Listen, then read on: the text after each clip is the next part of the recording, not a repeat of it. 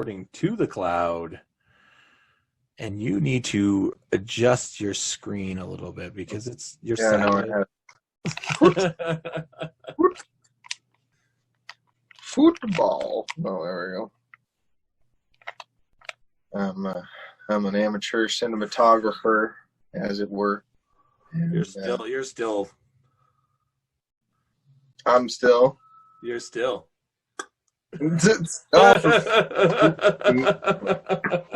can't. You're gonna have to flip your phone. Oh my god. Oh wait. What? Yeah. Wait. I am sideways. Wait. Why aren't you sideways? That makes no sense. Oh. Now we're ready. You see that? Are we ready? Yeah. You're flipped. You're the right way. See what I'm saying?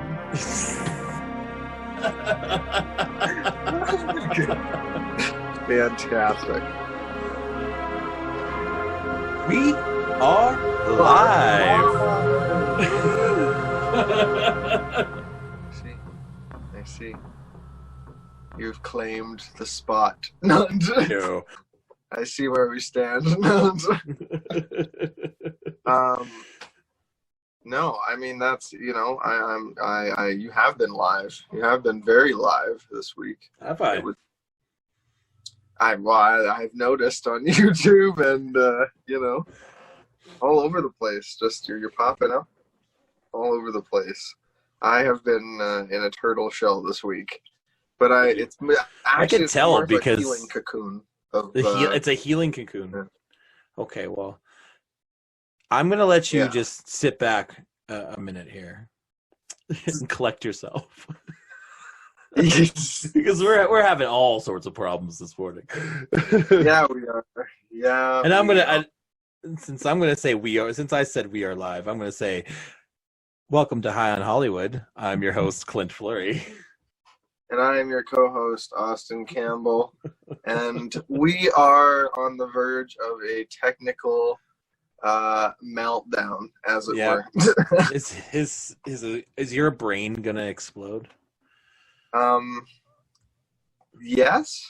My mind has already exploded, if you know what I mean, because they're kind of separate. Your brain and your mind are two different things fundamentally. You really think about it.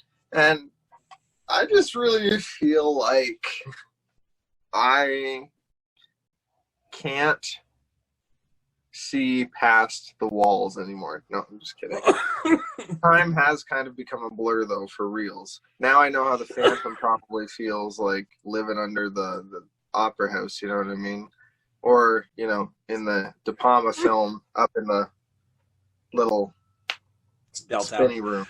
Oh. Yeah. Man. Oh, man. That weed is hitting hard. Yeah. I have been smoking these, my disposable pen. Yeah, it's the disposable one she bought with us, and I like it. It's actually really good. It's just you don't know when to suck. It's like smoking a vape pen. It's just like it's almost like smoking air, so you have to like kind of practice, and it keeps going down further. We all suck when we have to, you know what I mean? I see what you're saying. I suck.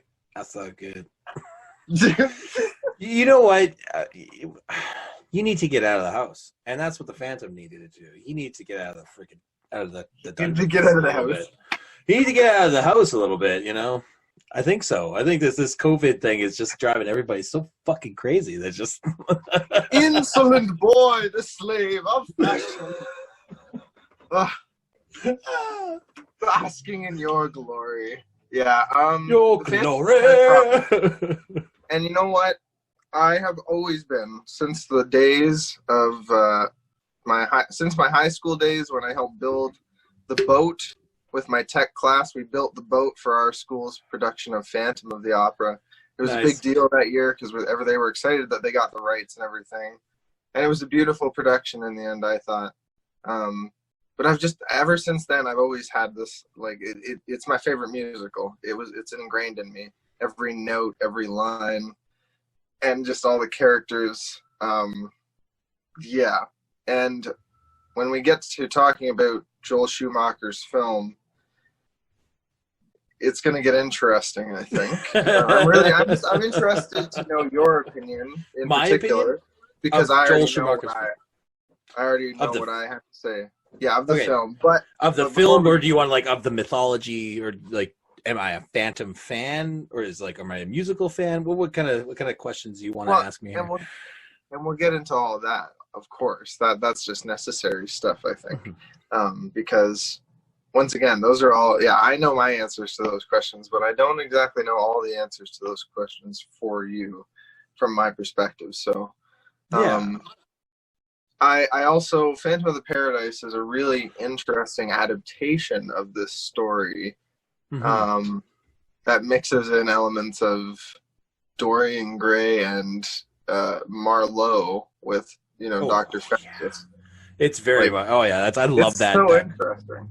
And Phantom of Paradise is a movie that is just so underrated.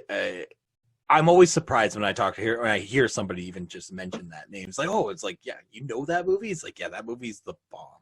And you're right, it does. It mixes in all those gothic tropes into this, rock opera that's ultimately just is a masterpiece of art. But where do you want to start? Joel Schumacher's film? I'm a fan of Joel Schumacher's film. Chris, when she's the one who introduced me to it, and I always loved it. I've always been a fan of gothic stuff as well, like anything gothic. So Phantom of the Opera is like the old French story, which this is a loose adaptation on. Lloyd Webber's not the same. It's not the same thing, right? What do you mean? Well, Andrew Lloyd Webber's adaptation of the novel, it's a loose adaptation. It's not. Have you ever read the novel? Yes, it's not one. Because I have not read the novel. I'll say that I have not read the novel. I've watched adaptations of the film, but no. If it was an actual one-to-one adaptation of the novel, it'd be a little more confusing and a little more creepy too. Yeah, because the Phantom is actually supposed to be much older, and she's supposed to be like 16. That's what I thought when I was watching the movie yesterday, and I was like, this is a little creepy, especially like this older gentleman going after Christine Daae. Is like, I'm looking at my own daughter. I'm like, Christine Daae is probably what, 14, 15 in reality, in actuality. And that's kind of part of the aesthetic of the film too, is that and I think part of the although not so much the film, but I think more the story itself as it's presented in the musical, right? I mean, I feel like you're supposed to kind of question yourself and Christine and just morality in general by the end of the play, because it's like by the end of the musical. And sorry. I interrupted your thought. Sorry, I didn't mean to interrupt your thought. I just questions jump into my head so frequently, and that's why I always interrupt you, because it's just something that just happens to me. So don't even apologize. I just because you second guess yourself between play and musical. Yeah. So what's the obvious difference? The obvious difference: no music. No musical numbers. Basically, no choreographed musical numbers. And this is a play, but there's dialogue. There is non-musical numbers. There is dialogue. So this is complete musical. Okay, this is an opera. This fairly, I was gonna say, but this is fairly sung through. It's pretty close. It's pretty close.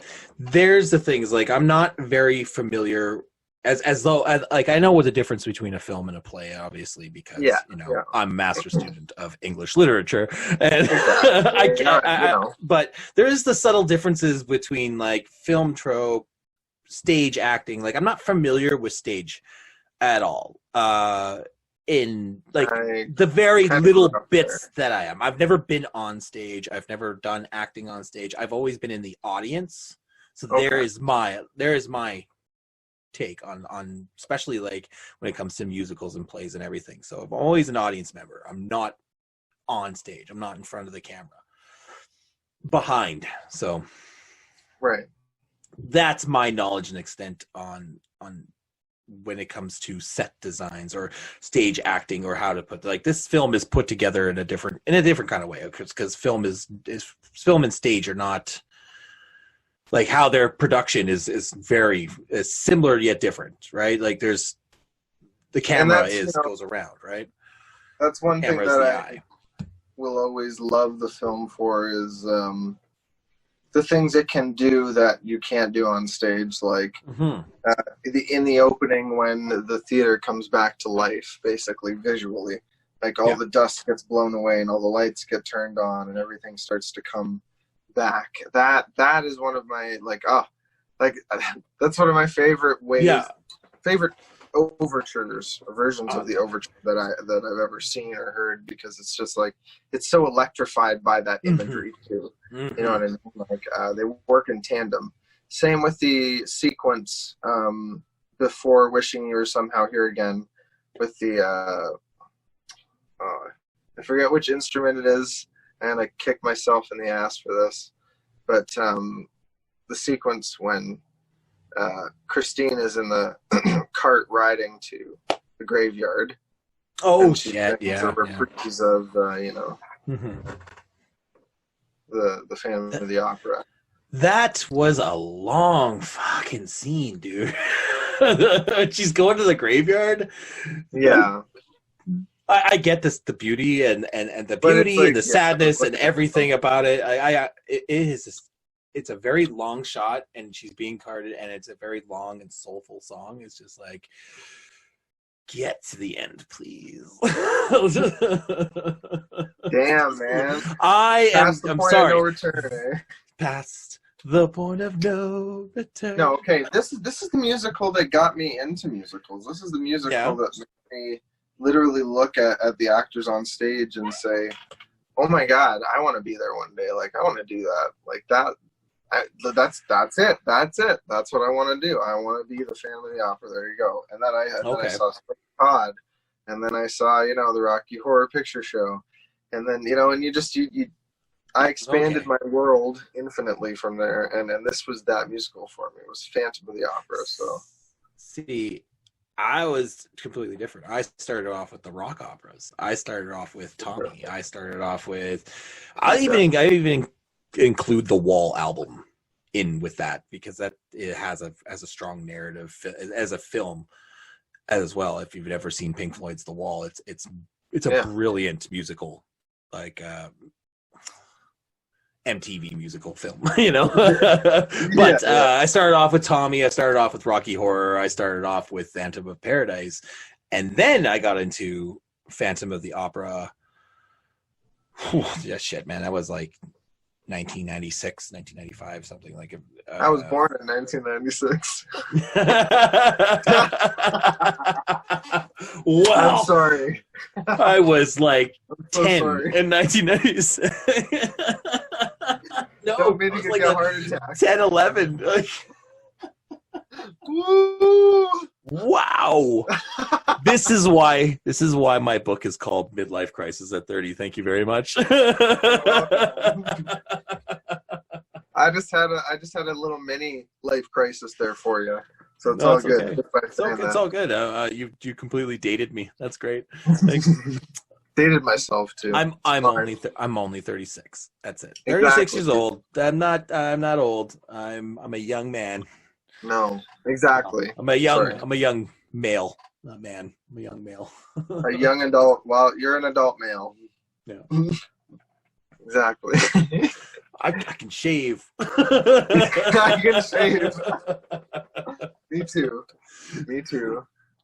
But I guess I'm past the point of no return. No, I'm trying to think of a good razor pun. Yeah. So, you know what? The song, it was the Phantom of the Opera song that got me into it. It was that. Really? It was literally the what you're saying, but like the overture and the opening, the da, da, da, da, da, da, and I was like, whoa! The score. It just intoxicates oh, you. it's great. It encompasses everything that is horror, that is gothic. It encompasses everything that, like, it's beautiful and sensual and scary and mysterious, and I love everything about that score, and it's great. I mean, that is Nighttime sharpens, heightens each sensation. Like, I mean, yeah, oh God, like, Music of the Night is like that. my Once I got to favorite. that part, that whole sequence. Sorry, from the mirror to Phantom of the Opera to Music of the Night. That whole sequence just hooked me. I was seduced by that sequence. Christine. Yes. Yes. I'm sorry, Gerard Butler, your Spartan ass. You got me right there. Now that you've brought his name into the equation, I have to bring this up because this is an important point that I have to state on camera. Gerard Butler is not my favorite Phantom, and he probably never will be. But he is the Phantom we have on film, in film version, and that's what we got to deal with. And you know what? I'm not saying he's completely awful.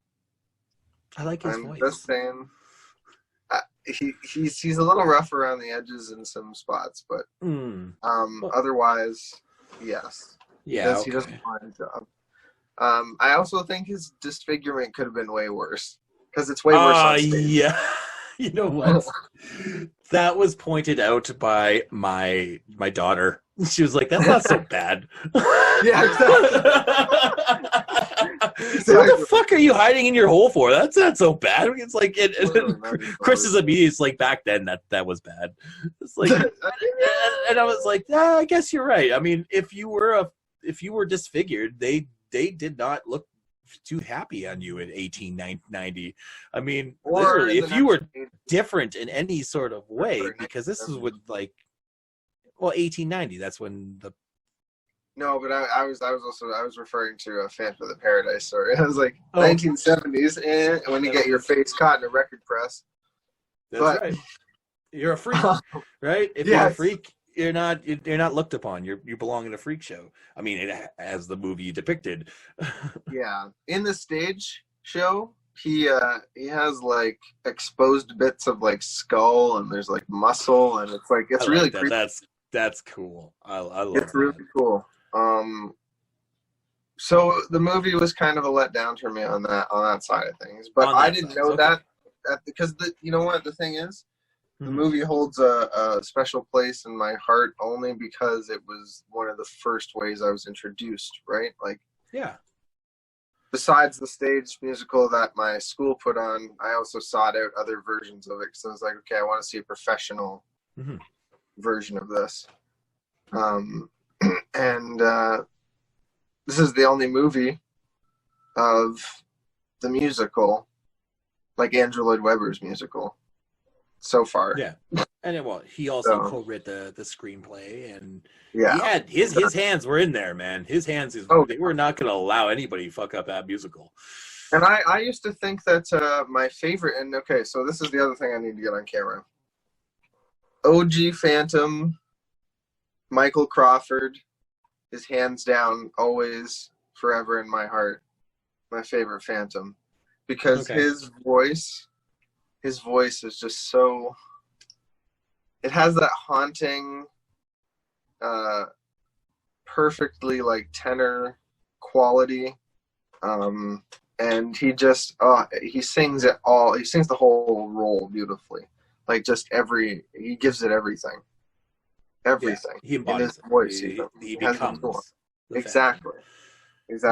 Yeah, you know what? You're right. Gerard Butler, I don't know if while he was on screen, he ever got to that step where he was believable as the Phantom. Like, I enjoyed his performance.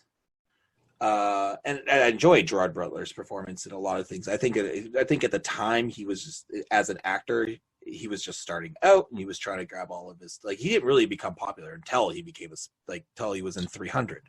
Like, no one who knew who Gerard Butler was. That saying, I don't think he gave a bad performance. I No, mean, there were so truly haunting scenes. I mean, he is an actor, but he was the third choice, I I think. was like, Hugh Jackman was up on the Yeah, list, I and would have been happy with that. I don't know. I like Hugh Jackman. Hugh Jackman could do it. I won't state Tayana's opinion on Hugh Jackman. But No. what I will say is that I'm neutral on the option. I wish Michael Crawford could have done it because he still could have done it. Like if they had made this movie in the '90s, I think. Oh, probably. But they never offered him the role, and this movie was in development hell since it debuted on Broadway. Like they were already getting offers for it and trying to get it. Yeah, it was like 1989 or some shit, right? Yeah. So it's kind of shocking, like that it took so long. A, that it took so long, and B, that it ended up being their third choice. That a lot of people. I'm pretty sure that Hugh Jackman actually passed on it because of X-Men. No, it was Van Helsing. Oh my god! It was really. It's like, yeah, I'm gonna do Van Helsing. It's like, you passed up Phantom to do Van Helsing. Well, at that time, regrets that now. I think a little bit, but I mean, at that time, he was also cementing himself as an American actor. So at that time, he was trying to get into the franchise too, and right. He was trying to be the action star. He was trying to make his, and you know what? He's a great singer. I hated that last movie, The Greatest Show. I'm not a huge fan, but I don't like how I just don't like the romanticization of P.T. Barnum's life. P.T. Barnum's life, yeah. I think there was what they really did not do that justice to glorify P.T. Barnum at a point. No, I mean, he was not like a good dude. Like, and the movie made him look like an angel con man. I know. I'm like, oh God, are we really doing this? Are we doing this in 2018? Is this what's happening, or 2017? Pretty much. I mean, there was ew throughout that whole movie. I was like, you know what? This movie would have been great back in like the early 2000s. No, it was cringy as fuck. I have to agree with you on that. Although, there are certain songs on the soundtrack that, out of context, it's just like, hey, that's actually kind of nice, Yeah, like I get what you were doing with the main song and the main theme song. I get what you were trying to say is like, and it had a beautiful message, and not to downplay the message within that song. But P.T. Barnum. 1,000 colors. Wow, what is he got? A million dreams are keeping me awake. Yeah. Anyway, I miss being in musicals. Honestly, I was in Hairspray. I was in Once on This Island. I was in The Music Man, and like, damn, man, watching the Phantom of the Opera every time, I sing along. Oh, yeah, big time. I can. Like, all right, somebody sign me up. Where am I going for an audition? I got to do this. But then all of a sudden, I actually get to the point where I get an email or something, and I'm like, no, I'm dead. Sorry, I can't. You have a confidence issue, man. Holy shit! I thought I had a confidence issue. You just gotta get out there, man. You gotta do it. You know what? You told me to throw yourself into shit. Do it. Throw yourself into it. I think I need that push. You know what I mean? That's all. That's it. Because I miss doing it. I miss dancing. I miss singing. I miss acting on stage. Yeah. And I also hope when I do film that I can do some musicals on film. I'd really like to try it. I've always wanted to write a musical, a rock musical. It's a rock opera. Because the 80s, I don't know, the 80s, like all those songs from the 80s, they lend themselves well to like a musical. I guess that's why Rock of Ages was so popular.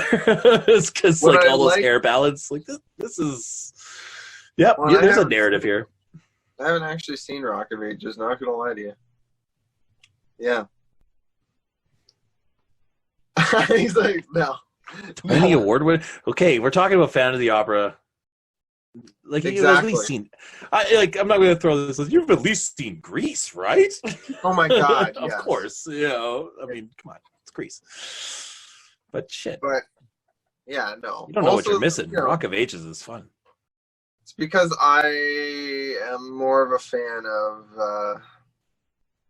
I don't know, you know, I've never been a huge fan of like the then again, I like Mamma Mia, and that's a jukebox musical, so I can't even say that I don't like jukebox musicals, because I do.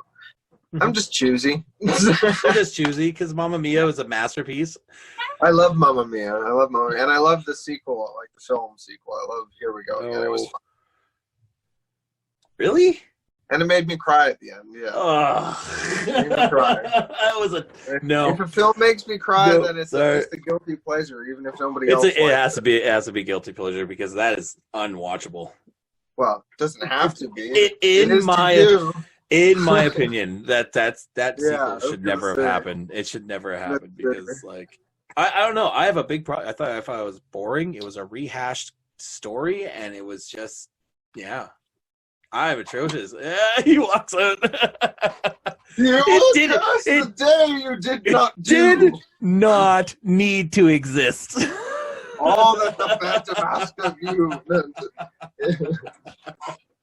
Okay. I will agree with you that it was unnecessary. I will agree with you that it was unnecessary. It was unnecessary. But I had an boring. excellent time in the theater. I laughed. I cried. I nearly peed myself. I almost punched an old lady in the face. That didn't happen. And you know what? I had the best damn time of my life seeing Meryl Streep come back as a ghost. So, you know, I really didn't. Come on, what I will say, fucking hokey, man. Like, I didn't like Cher's part. I didn't like Cher's part. I did like Cher's part. I think Cher had a good part. See, this is what always happens. I always tell people I like the film. They're like, "Oh my god, it's a horrible film," and I'm like, "Oh yeah, I know Cher's part is the worst." And they're like, "I love Cher's part." I'm like, "Go screw yourself." After all that, the one thing you liked about it is the one thing I actually hate about this film, which is Cher's part. It feels so tacked on to me. She lands. Oh, it is. Literally lands in a helicopter on the island, and it's just like, "Hello, I'm here to just add that extra." Dude, you know, we're talking about a movie that the entire script just seems like it was tacked on pieces of Mamma Mia, the first one. It's just like, I just cut all these stuff out, and I will make a sequel. I was sucked in by the nostalgia, I think you were. Yeah. Yeah. I think we're gonna have to change this episode to let's kill Austin's dreams. Hell no, motherfucker. I'm watching my two Mamma Mias whenever I want. But yeah, I watched the first one over and over and over. The first one is a delightful movie, right to the bitter end. And ABBA, I mean, I'm an ABBA fan. That's what I'm saying. I like the songs they added in Here We Go Again, like When I Kissed the Teacher, and My Love, My Life, and it's just I appreciated that too, how they worked those in. But what's really interesting is the way that Phantom of the Paradise has this like pastiche of like different, it pays homage to different eras of like pop and rock, and like, you know, it's really interesting because you get like kind of the Beach Boys with the you get a history of music, of rock music. Yeah, it's really up to that point, because like are we talking about Phantom of Paradise now, or because I didn't watch that one yet? I have seen it. Okay. I thought we were talking about that next week. That's fair. I'll only make small references to it then. Okay. And I won't. But I mean, that's a good pick out. I mean, it is a love letter to rock and roll, and that's what and the social awkwardness of rock and roll, the social disruption, and that's what rock and roll was. The embodiment of what rock and roll really was something that was everything that's counter culture that becomes popular, right? Counter to what the time. So that's where Phantom of Paradise and the Gothic merged together. I mean, that's why it was perfect. Right. So as for Phantom of the Opera, which really tries to pay that homage. Well, it tries to embody that story and sequences itself inside of its time, right? Right. Like that's the significant part about Phantom of the Opera. That is, it's this late Victorian period where even in Schumacher's film, where it shows like I love one of the best parts that I love is the juxtaposition in I think it was Masquerade. Yeah, it was during the Masquerade scene. So they're all dancing, all the rich folks and all the backstage hands are back end and stealing the wines. And I was just like, that is the best way to describe how that's the way society relates in that time, like that class division. Well, it's French society, which is interesting because society. But yeah, just society in general. But I just mean the one depicted in the musical, right? The other interesting. Oh my God, Masquerade is like my. I know some people who kind of make fun of Masquerade because they're like, there's a running joke in musical theater that like you always put a hard D on the Masquerade, so it's like Masquerade. Masquerade. Yeah, because like the dance moves are sharp too, Well, yeah, it's very mechanical. It's like a those toy clocks from at that time, right? Yeah, exactly. I love it. And that was really cool too. That was really cool. Answers. Oh God, I watch the film and I just want to be the Phantom every time. I'm like, he gets the badass entrance in that sequence. Oh shit, yeah, all dressed in red. Right? Why so silent, good messieurs? Did you think that I had left you for good? I have written you an opera. Just slams it on the ground. Don Juan. Don Juan triumphant. Oh my God. Yeah, exactly. And it's Don Juan needs to lose some weight. I love you. It fucking insults every single one. So brilliant. I think that's where we should get down to let's unearth the idea of what's really behind the Phantom of the Opera here. What is your take on the Phantom? Is he morally right or morally wrong? He's morally wrong, but I sympathize for him. Yeah, can you sympathize for him? I think you can, and I think that's ultimately what Christine does, and what people misinterpret it as is like, oh, she really loves him, and she's like, it's. I take it more as, and especially because I've read the book too. It's like, it's more of a like, it's sympathetic. It's not. Yeah, she pities him. Exactly. It's yeah. The thing is, well, for me, it's like. This mystical creature has been creeping in the walls her entire life, whispering, teaching, training her. She believed her entire life as this thing to be the spirit of her father, to be this guidance, this guardian angel, and then all of a sudden it turns out to be this, well, psychopath, murderer, genius. It's like, you got an attitude problem, dude. Oh my God, Eric, come on, get your shit together. It's like, yeah, I mean, yeah, I get it. You're a genius. The world has treated you like shit, but like, I don't know. I still say that if you got out of the house a little bit, people would eventually accept you. I mean, the stagehands would have, at the very most. I mean, you didn't have to kill the guy. You didn't have to hang him. Become an active member of the company, and he could have still worn his mask around. I think, you know what I mean? If you really wanted to, I'm sure. So that doesn't make a good movie. And it also, on the other hand, this was an era of time when like people with deformities and issues or anything that seemed like a sickness were usually placed in an institution or killed. Yeah, pretty or much. put I in a mean, circus, as we saw, as we So I saw, think, the Devil's Child, the yeah, Devil's Child. I'll see the devil's child. Just Oh walks my in the god. cage and starts beating the kids. Like, the kid's not gonna do anything. Why are you beating him? Like, this isn't gonna make him want to. Yeah, you're literally just making this not entertaining by. And everyone's dancing and smiling. It's like, I can understand. I'd be that little girl too. I'd be like, what the fuck? This is not fun. Exactly. You'd be a little Madame Jerry, just Yeah. being like, this not cool, man. I'm saving that boy. I'm jumping in there once everybody's gone. Yep. Because yeah, but like yeah. So that's the thing. Like, I mean, there's an argument to be made that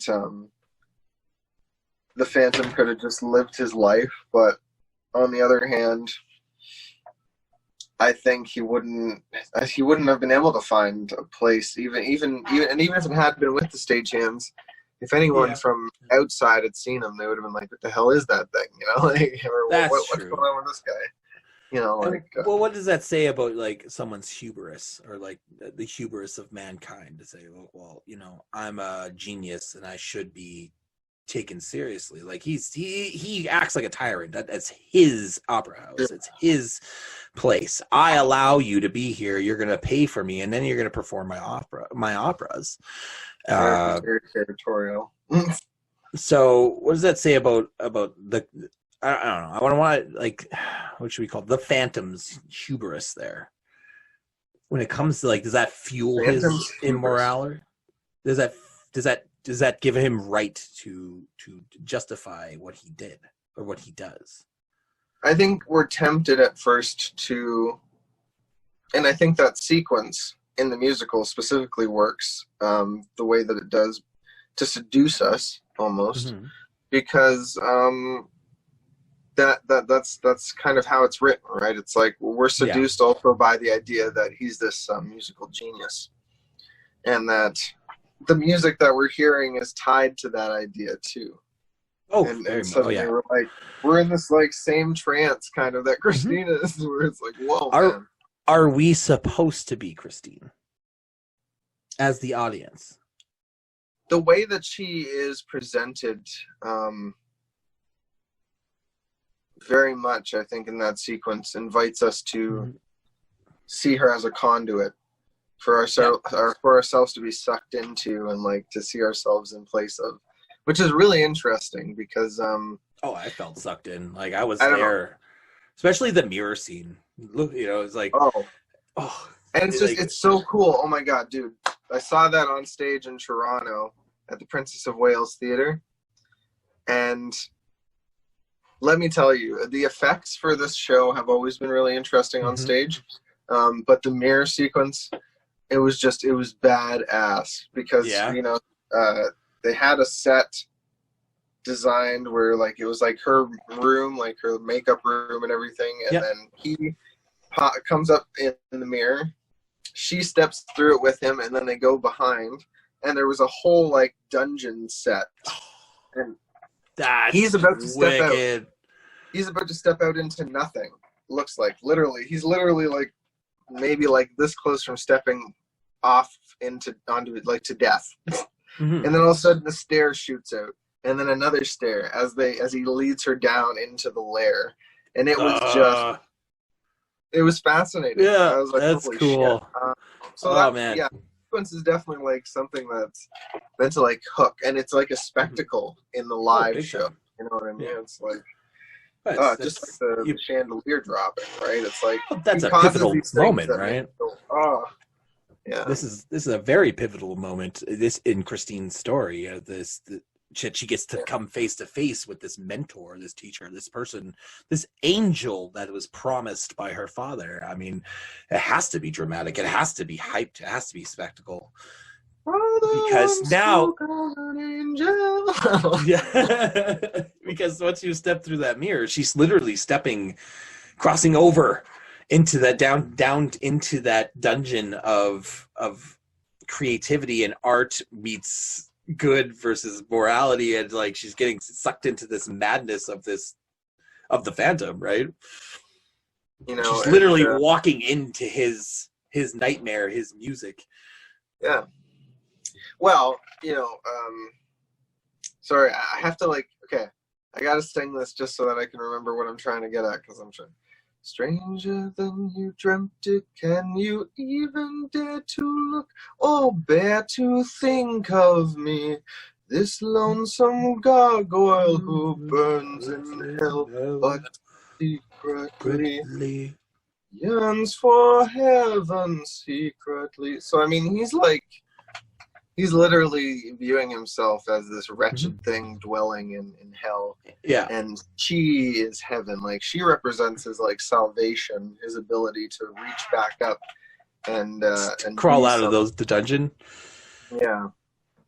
So I think in a way your theory about him being able to survive up top is true, in a sense that he believes that if he can legitimize himself by making Christine his lover and fall in love with her, that people will accept him as her lover and teacher. Yeah. Well, that's the last thing, I guess. Like, you gotta look at it as a kind of a a feminist kind of mindset, where it's like, if he can possess the beauty of a woman, he is allowed to be a part of Main Street society, right? Yeah, that's a good point. And that's because she's an object. She's completely objectified. 100% by all of them. By every single one of them. Musical objectifies her the whole time. Oh, big time. I mean, like, I don't know. I looked at this like. Okay. I want to say this because I look, because when Ralph comes in and he's sweeping her off her feet, and I look at my daughter and I'm asking, it's like, well, which one would you choose? And she's like, I don't know, Ralph. And be like, well, what's Ralph gonna offer her? Raoul, sorry. What's Raoul gonna offer Christine, other than becoming a baby factory and saying, get in the kitchen? At least the Phantom's gonna put her on stage. I think Raoul loves her in his own way. But what I will say, and what I'm interested to know, because this line always makes me laugh, is when it's just before Don Juan Triumphant, and Raoul is like, I don't want to put any extra stress on you, but all our hopes rest on you now. Okay. And every time that line is sung, I just kind of giggle, because I'm like, that's kind of stupid, because it's like you're literally like, you go from being like, I'm here to console you and reassure you, but also if you fuck this up, we're all like, it's done. Everything's done. It's done. We're not to tell you, Yeah, not relax. It's okay. No pressure. No pressure. But she, you know what? She went on stage like a champ. Oh yeah, and she ripped that mask right off his face. She seduced him. Oh, it was fantastic. Oh, I loved her. She's in Shameless, eh? Oh yeah, I know. She's awesome. Yeah. And as she studied opera before that. Like, she was an opera singer, and in Montreal, actually. Yeah. Was she wasn't originally picked either, was she? Who was cast as Daae? I think Katie Holmes was in the running. I think you're right. I do believe you're right. Yeah, I'm reading it right now. Katie Holmes. Katie Holmes was Katie Holmes. No, she was perfect, Christine. She was a perfect Christine. Katie Holmes could not pull that off. For some reason, I thought that's from the must have been where they filmed. Anyway, yeah. Emmy Rossum was born in New York City in 1986. She is 33 now. 33, yeah. Gerard Butler is 50. Well, that makes a lot of sense. I have questions. No, they had a body double, actually. You'll notice in the film, they did have a body double for all the kissing scenes. Yeah. Isn't that interesting? Yeah. Well, there's authenticity right there. Because I don't think they could legally get away with that. But it's Hollywood, so yeah. I can't believe that. I can't believe that Hugh Jackman chose Van Helsing. Wow. Oh, and Anne Hathaway was the other one who was supposed to potentially play. I can see her. I like Anne Hathaway. She could have done it. I think she's got the chops. But the thing is, I love Patrick Wilson. So yes, he's literally he's one of my favorite underrated actors, like of all time. Like just top notch everything he does. I would watch him until the day I die. Yeah, I don't think I've seen him in something I didn't like. It's not very often that he's chosen a role I didn't like. I mean, especially like in The Conjuring as Ed, and then in Insidious, of course, which is pretty much the same character. But... well, no, I mean, there's difference. There's a little difference. Come on. Okay, we gotta watch those movies. We gotta watch those. That's on the docket. We will. It's on the docket. I mean, can you believe that Joel Schumacher chose Gerard Butler for this over Dracula 2000? Like based on that. He watched that, and that's what made him choose him for the fans. You know what? Yes. Dracula 2000 is forever going to be one of those films where I just have to sit down and just mock over and over and over again. Gerard Butler as Dracula. Oh my god! The other night, for some reason it popped up in my recommends on YouTube, so I just watched it. It's the scene where Hyde from that '70s show gets the leeches on him, and then and then Dracula grabs him and So that was fun for 2 minutes. So I was like, wow. I still don't ever want to watch this movie again. I've only seen it once. I've watched it since. I've watched it recently, actually. I know. That's why I brought it up. I remember you were watching it. Because it was on Criterion, and I was just like, yeah, I remember this movie. It had a wicked soundtrack, but that was it. It just had a wicked soundtrack. That's true. And you know what? And like I said, I think a long time ago, and I don't know if it was on one of our actual podcasts or what, but I actually liked the twist that Dracula is Judas. I think that was an interesting idea. Yes. It's an interesting concept, right? Yeah. In a bad movie. That's all. Yeah, that's pretty much it. Yeah. That's pretty much it. Dracula is Judas. It's like Van Helsing has, it's a good concept. It's a fascinating concept, but just not executed. No. Well. I mean, even when you look at what Coppola's Dracula, when he tried to tie it back to drinking the blood in sacrifice against God. I mean, I like that kind of idea. So, I mean, that makes a lot of sense of the creation of a vampire, or you can go look at Dracula Untold that has the vampires have always been here, right? As maybe one of God's, mistaken creatures. Susan Kay's Phantom. Yeah. It is an origin story for Eric, and I think I've heard that. I'm gonna have to start reading it. I haven't started yet because I'm halfway through Fear and Loathing in Las Vegas. So you're still not done, don't you, dude? Dude, yeah, I know. You can get through that book in a day. Listen, I haven't been reading devoutly. I've been playing video games. Yeah. I've been getting stoned. I've been watching movies. I've been trying to not be severely depressed. It's been a journey, and I'm still working on it. But we're climbing up that hill. Yeah. Keep climbing. We got to get you happy.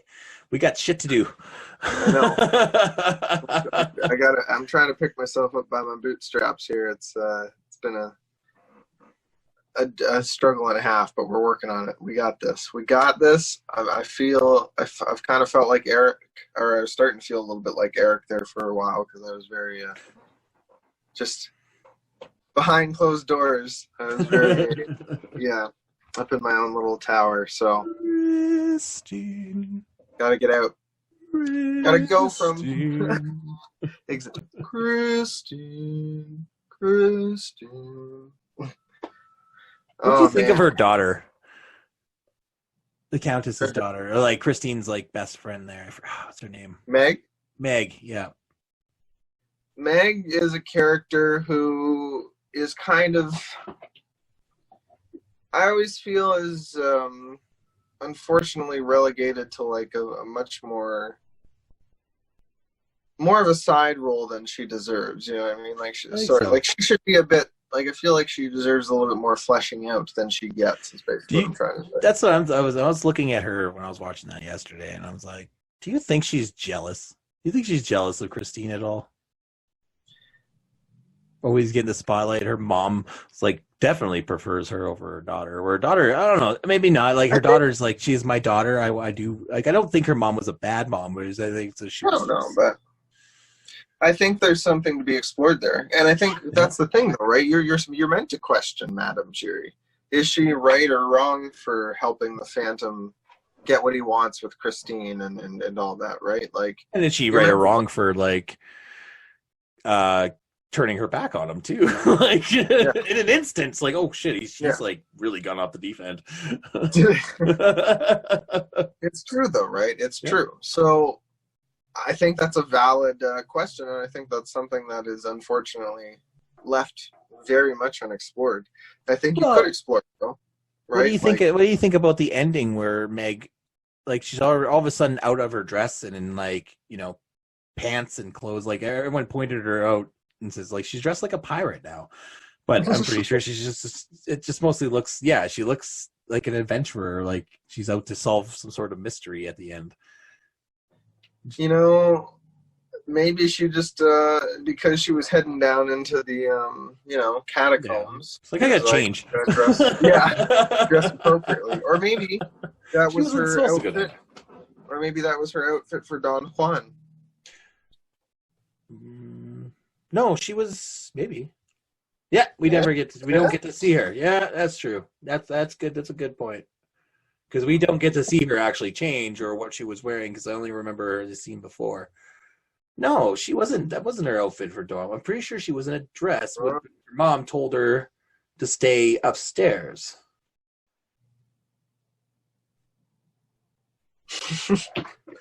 Well, we're at a crossroads. Oh shit! It's like, I don't remember. And I love the whole down once more final layer sequence.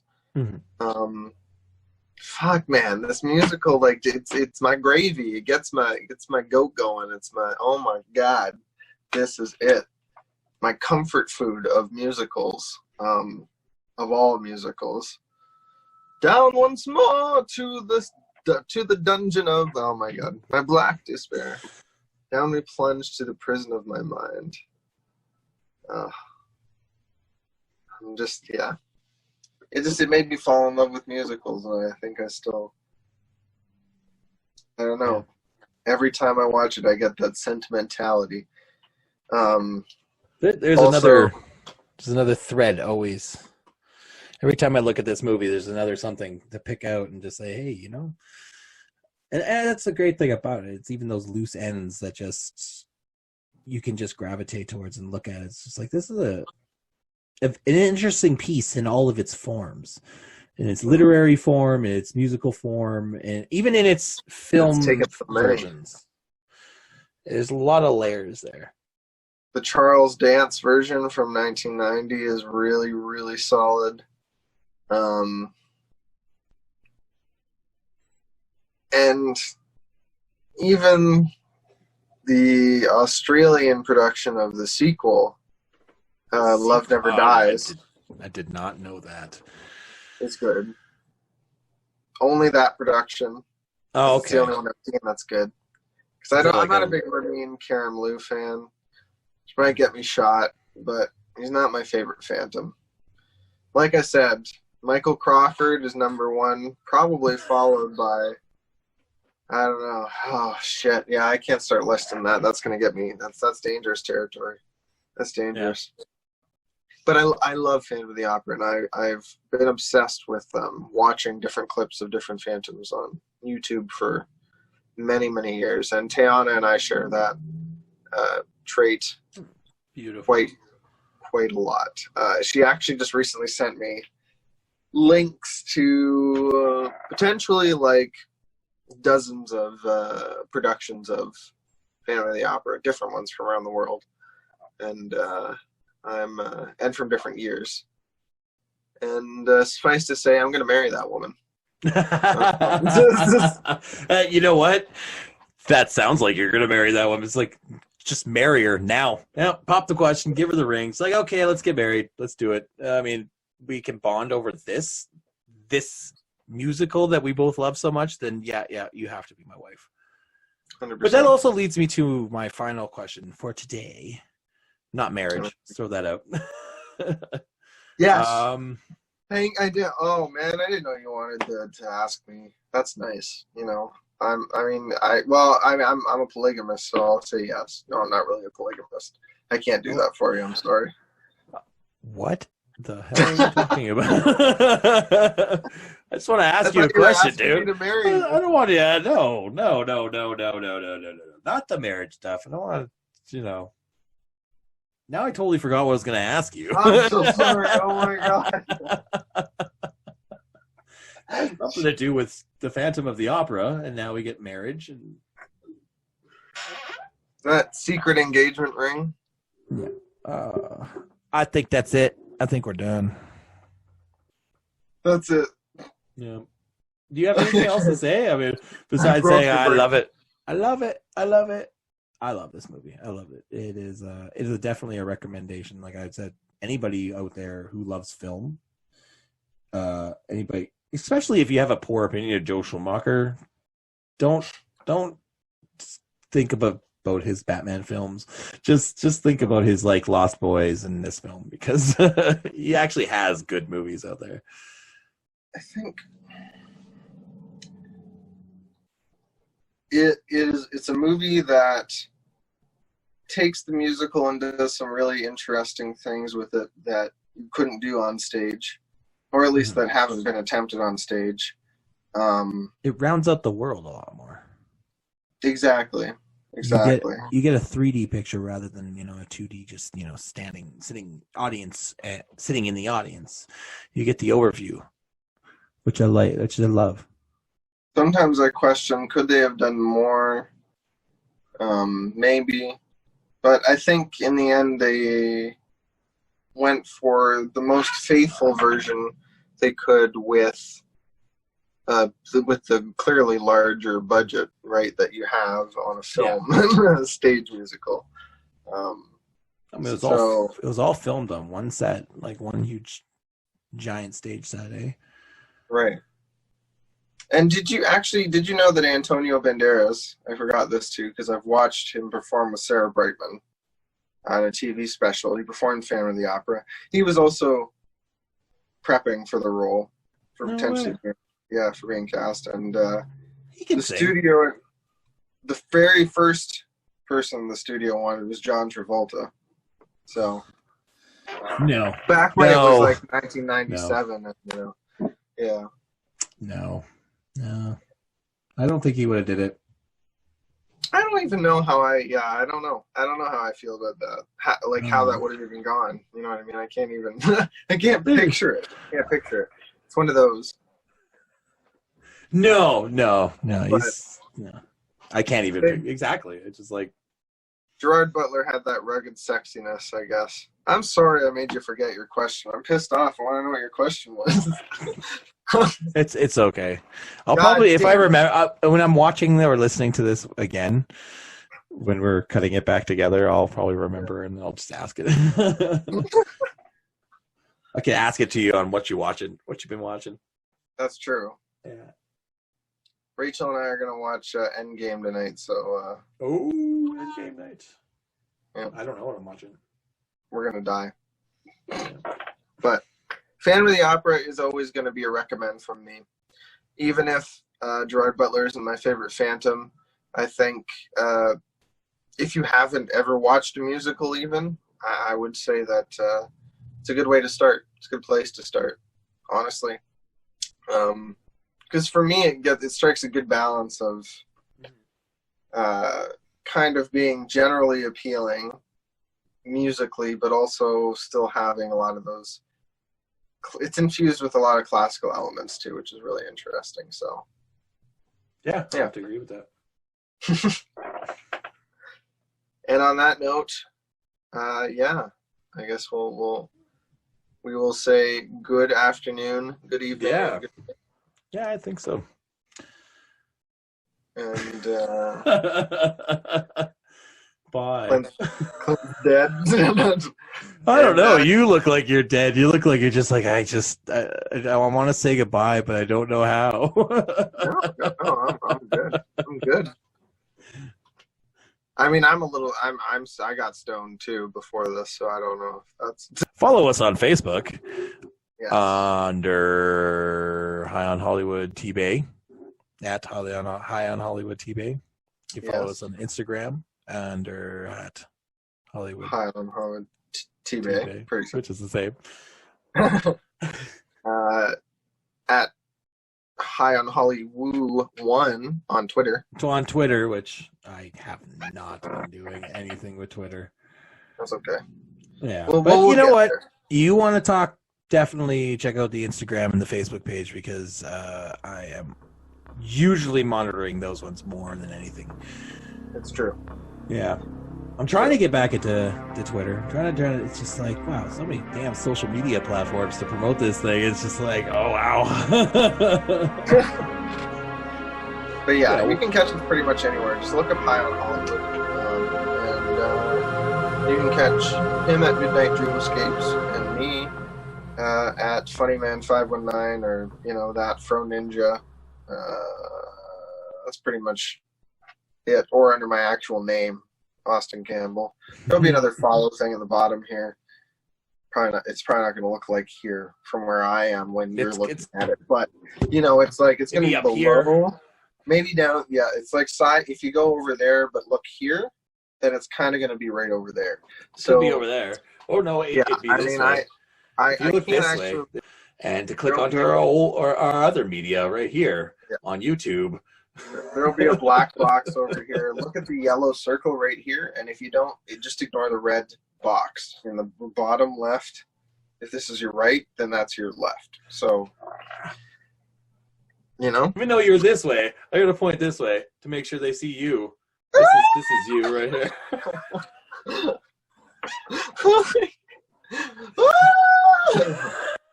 It's like my poster on the wall of the head, like ripping its own. No, and so on that note, have a good evening or day, whenever you choose to listen or watch to this. That's a sentence that an MA student just said.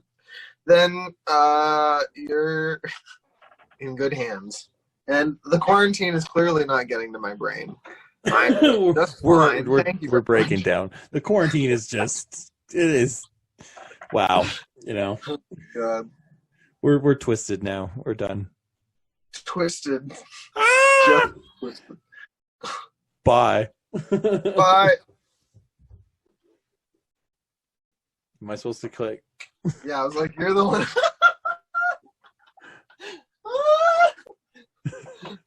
I don't know. I thought you wanted more footage.